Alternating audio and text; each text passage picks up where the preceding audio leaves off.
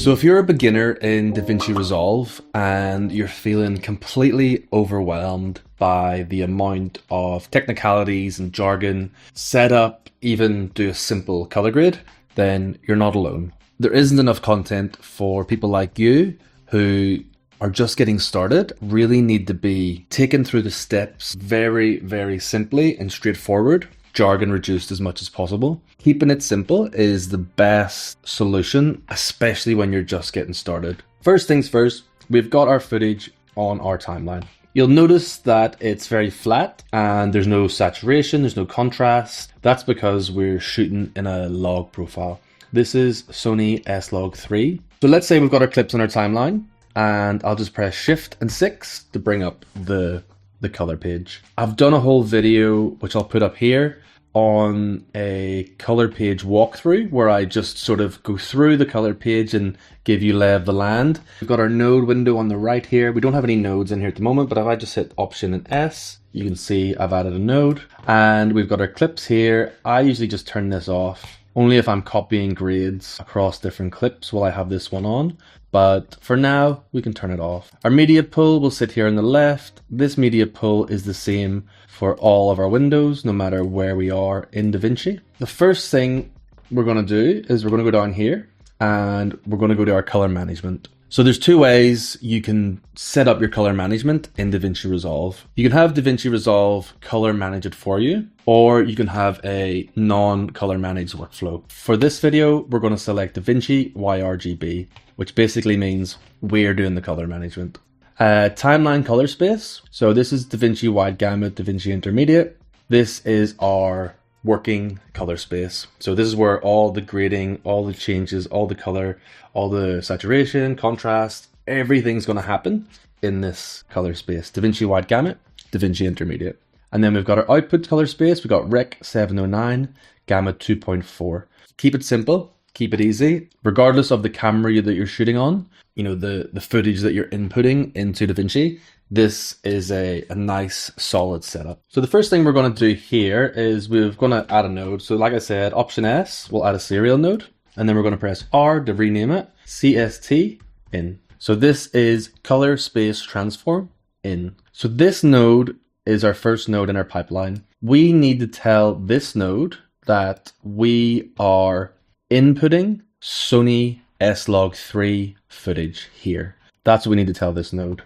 We're telling the node, hey node, you're receiving Sony S-Log3. So up in our effects, we've got color space transform. So you'll drag a color space transform onto that node. Now we can start to tell this node what is coming in and what we want to do with that log footage. So first up, input color space, Sony S Gamut 3 Cine S-Log3. That was the color space that I shot on. If you are shooting on an iPhone and you are just doing normal standard footage, I would still maintain this workflow, because when I switch between log footage on the camera and iPhone, like some of my edits would use both, I still maintain this structure. I just change the input color space and input gamma to match the material that I'm inputting. And then we're going to output that. So we're going to tell that node, take the log footage and bring that log footage into, if you remember, DaVinci Wide Gamut and DaVinci Intermediate. Then we're going to add a new node. We're going to put it over at the end here, and we're going to rename it CST out. We need to add another color space transform. The signal that's coming across from here is DaVinci Wide Gamut signal. So now in this one, we need to take that DaVinci Wide Gamut signal and that DaVinci Intermediate. We need to take that signal and we need to tell the node at the end, hey node, you're receiving a DaVinci Wide Gamut signal. Now we need to output it into our display color space. Rec 709 and then Gamma 2.4. That's tone mapping out using DaVinci and the Adaptation 9. So now we're in a starting point. We can start to color grade our footage. We're in our correct working space. We've done our transforms and we have just self-managed our color timeline. So good job. That's the first step. You just want to learn how to do it so you know how to do it, and then you want to get into the fun stuff, the creative color grading. Let's turn on our waveform and Now we're going to set up a very basic workflow, and we're going to do it in an order that is the correct order of operation to color grade a piece of footage. We're going to go here. I'm going to go Shift S, S, S, S for new nodes, and we're going to start here with exposure. Second node is going to be white balance. Third node is going to be contrast, and the fourth node is going to be saturation. These are our 4 main primary corrections that we're going to do to our footage. Primary corrections are corrections that make changes across the whole signal of the footage. So you're making changes in a holistic way that don't start to pull apart or break apart the footage. If you do want to deep dive into your primary corrections, your exposure, your white balance, and your contrast, I've put together a 120-page ebook with over 3 hours of video, 6 bonus assets included for free. I've only got 20 spots because I am going to be doing a one-to-one with whoever jumps in. See what you think, and yeah, I'll maybe see you on the other side. If I look at an image, I'm doing 2 things. I'm looking at the image and I'm looking at the waveform here. So what I can see is it's actually not badly exposed, this image. We are shooting into the sun, so you do have to be careful that you don't blow out your highlights when you're filming it.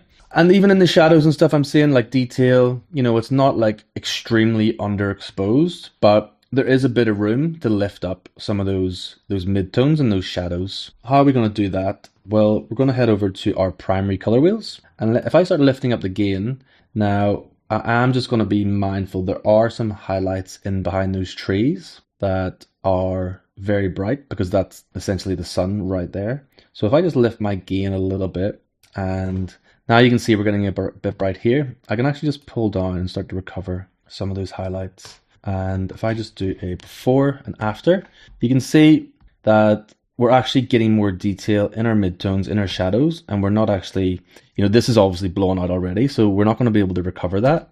But I don't mind that because it is the sun and it's fine. Like, I am shooting directly into a sunlit scene. And when I shot this, I had in mind that I wanted to darken everything on the outside anyway and focus the light here. So see, before and after, I just wanted a bit more light in there, on the bench, on the subject there. Next, we're going to go to our parade, and we're going to have a look at our parade here. Now, white balance is tricky to get your white balance. It does take a while to train your eye to start spotting color casts and, you know, shifts in either the red, the green, or the blue channel. If I'm looking at this image straight off, it looks okay to me. It looks warm, but it doesn't look like it's got a real, you know, massive color shift. So if I come down to the scopes here and look at the RGB, you can see that they're actually aligned pretty well. The red channel is a little bit higher for the green and the blue, but that's expected because we're shooting in the sun. It's a warm scene, and, you know, it's supposed to be warmer, i.e. more red and green in the image. Let's just play around. So we've got this gain function here. Now, one thing, change this node, go to gamma, and change it to linear. And then now that we're adjusting the gain here, we're adjusting the white balance in a more, I guess it's more similar to how we adjust white balance actually in our camera. So we'll actually be able to tweak it with a little bit more precision and accuracy. And I like this way to do white balance. Now we've changed that to linear, we can now start pulling down the red channel. So you can see as I pull down the red, if I keep an eye in the foreground, you see how it's red, now it's getting more neutral. I actually do want this scene to be warm. You know, I'm looking at this and I'm thinking, right, let's zoom in a bit. Okay, now it's gone to red. I don't want it to be red. I want it to be warm, sort of more like a yellow. So I have added some red into it and warmed up the scene, which is what I want. I want this to be a warm shot. So that's, even though that looked like a very simple adjustment, it does take a bit of practice to get your white balance, but really, if you can start understanding white balance, it's going to really help you with the rest of your color grading, because everything else, every decision after this now is going to be based off of the balance of the image. So if you're sitting way too blue or way too red, when you come in to start making, you know, HSL adjustments or split toning, everything's just going to get amplified in the wrong direction and it's going to look bad. If you can get your image to a good neutral place and you've made a creative decision to push it warmer or push it cooler and you know where you're sitting, everything off the back of that decision will be better. So take time with your white balance, understand it, understand the scopes. I've got this all in the PDF doc as well that I talked about, so all the information's there, but I really do encourage you to, dive into white balance and really start understanding. Let's head into our contrast, our third node in our basics, and I'm going to use lift and gain for my contrast. You can also use the contrast slider here. If you are, because we've changed this to DaVinci Wide Gamut, you can see here, just make sure you change the pivot to 0.336. That is the middle gray point for DaVinci Wide Gamut. So we're not going to worry too much about that today, but just if you are, it's a good anchor point to lock down your mids, and then it essentially means you're going to be moving around the correct midpoint for your contrast. So it's important more so when you're working with a lot of skin tones and maybe even like a model's face, like you need to lock down those mids. So like, let's say, so we locked in that, we've got a bit more contrast. Let's pull down our lift here. So now we can start to see we're getting a bit of mood in the image. This is really where contrast and your look starts to shape. So I know that this is bright here with the sunrise, and I do know that I want to get these areas dark. I'm not going to really push down the darkness right now, because I'm going to use vignettes and secondary adjustments on these areas. But for now, I'll just pull it down a little bit. I'll add the contrast in, and let's just do before and after, before and after. So now we're getting a bit of life in the image. Here we have saturation. So saturation will be the last of the primary adjustments, and there's a number of ways you can add saturation. You can do it here in your primaries. You can do it in your color slice tool. You can download things called DCTLs where they'll allow you to add saturation in a different way. For now, we're going to keep it simple. We're not going to overcomplicate things. So we're going to use our color slice, add a little bit of saturation. That's it. Tiny bit of saturation to bring out the reds in those trees, the yellows, and a bit of warmth in the sun.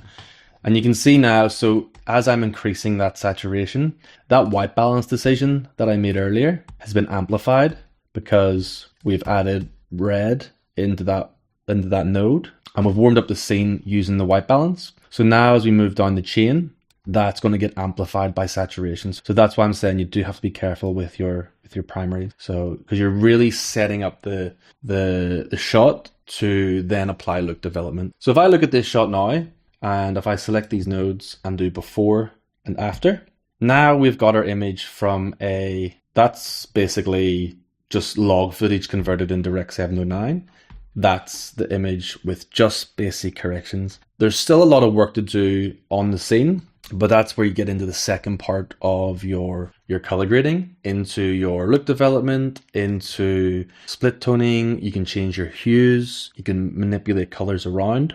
That's going to be outside the scope for this video because that is just a whole other area. I just want to get you to a point where you can grade something from log, convert it, and just get it into a good starting point. Now, if you're a beginner and you've got this far and you've got that footage from basically flat to here, that's absolutely great. Like, well done, because it's hard and it's complicated. All those tiny little adjustments in exposure, white balance, contrast, to fine tune those is very difficult. So if you're able to make it this far and follow along and understand, then you're doing really great, seriously. So just keep focus on the fundamentals, learn it from the bottom up, where you're understanding it each level, understanding it technically, what's actually going on, what I'm doing, what tools do I need to use to adjust my exposure, what tools do I need to use to adjust my white balance, my contrast, and my saturation. If you understand it like that from the ground up, you're going to get ahead so much quicker, and your color grading is going to improve vastly very quickly. So I encourage you to do that. Hopefully that's helped you with a very basic setup for beginners. And if you do have any questions, please drop them in the comments and just ask me any questions. Again, I do have 20 spots available, and they are filling up, so get in as quick as you can if you are interested to really deep dive into this and really learn it and take your color grading to the next level in 2026. Thanks for watching, guys. I'll see you in the next video.